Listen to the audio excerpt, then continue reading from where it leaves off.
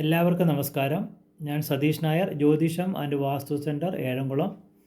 അപ്പം നമ്മൾ വാസ്തുപരമായിട്ടുള്ള കാര്യങ്ങൾ ചർച്ച ചെയ്യാൻ വേണ്ടിയാണ് ഈ വീഡിയോ.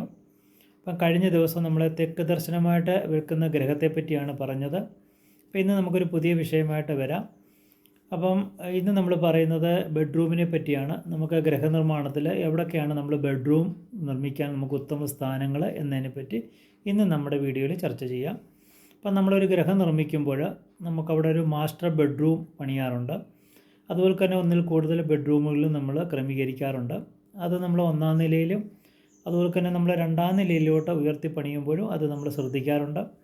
അപ്പം നമ്മുടെ ഒരു ഗ്രഹ കിഴക്ക് ദർശനമായാലും പടിഞ്ഞാറ് ദർശനമായാലും വടക്ക് ദർശനമായാലും തെക്ക് ദർശനമായാലും പ്രധാന നമ്മുടെ ബെഡ്റൂം എന്ന് പറഞ്ഞാൽ മാസ്റ്റർ ബെഡ്റൂമിൻ്റെ സ്ഥാനം നമ്മൾ കണക്കാക്കുന്നത് കന്നിമൂല ഭാഗത്താണ്. എന്നുവെച്ചാൽ തെക്ക് പടിഞ്ഞാറ് ഭാഗമായുള്ള നിരതി കോണിലാണ് നമ്മൾ മാസ്റ്റർ ബെഡ്റൂം കണക്കാക്കുന്നത്. അപ്പം ബാക്കി ബെഡ്റൂമിനെക്കാട്ടി വളരെ കുറച്ച് കൂടുതൽ അളവുള്ള ഒരു ബെഡ്റൂം ആയിരിക്കും ഈ മാസ്റ്റർ ബെഡ്റൂം എന്ന് പറയുന്നത്. അപ്പോൾ നമ്മൾ മറ്റേ ബെഡ്റൂമിനെക്കാട്ടിൽ അളവ് കൂടിയ ഒരു വലിയ ബെഡ്റൂമാണ് നമ്മൾ പ്രധാന ബെഡ്റൂമായിട്ട് നമ്മൾ കന്നിമൂല ഭാഗത്ത് പണിയുന്നത്, എന്ന് വെച്ചാൽ തെക്ക് പടിഞ്ഞാറ് ഭാഗത്ത് പണിയുന്നത്. പിന്നെ നമുക്ക് ഒരു മാസ്റ്റർ ബെഡ്റൂം ആയിട്ട് പണിയുമ്പോൾ ചിലപ്പോൾ അവിടെ ബെഡ്റൂം പണിയാനുള്ള സൗകര്യം കാണത്തില്ല. അതിന് നമുക്ക് കുഴപ്പമില്ല. ചിലർക്ക് അവിടെ ഹാളായിരിക്കും. എന്നാലും നമ്മൾ പ്രധാന സ്ഥാനം നമ്മൾ കൊടുക്കുന്നത് അവിടെ ഒന്നാം സ്ഥാനമായിട്ടാണ് കണക്കാക്കുന്നത്.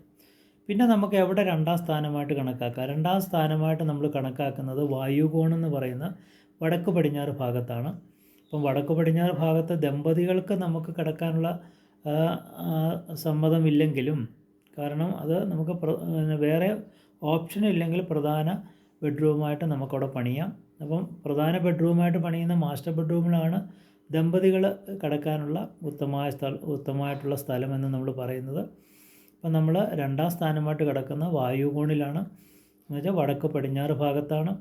പിന്നെ മൂന്നാം ഭാഗമായിട്ട് നമ്മൾ കണക്കാക്കുന്നത് തെക്ക് വശത്തുള്ള നിർമ്മാണവുമായിട്ട് ബന്ധപ്പെട്ടാണ്. അപ്പം നമ്മുടെ ഗ്രഹത്തിൻ്റെ തെക്ക് വശത്ത് സ്ഥലമുണ്ടെങ്കിൽ, തെക്ക് വശത്തോട്ട് നമ്മുടെ മാസ്റ്റർ ബെഡ്റൂമിന് ചേർന്നുള്ള സ്ഥലങ്ങളുണ്ടെങ്കിൽ അവിടെയൊക്കെ നമുക്ക് ബെഡ്റൂം ക്രമീകരിക്കുന്നതിന് കുഴപ്പമില്ല. പിന്നെ നമ്മൾ രണ്ട് ഭാഗം, കാരണം അടുക്കളയുടെ സ്ഥാനം നമ്മൾ പറഞ്ഞ് കന്നിമൂല ഒഴിച്ചിട്ട് ബാക്കി 3 മൂലയിലും അടുക്കള നമുക്ക് സ്ഥാപിക്കാമെന്ന് പറഞ്ഞു.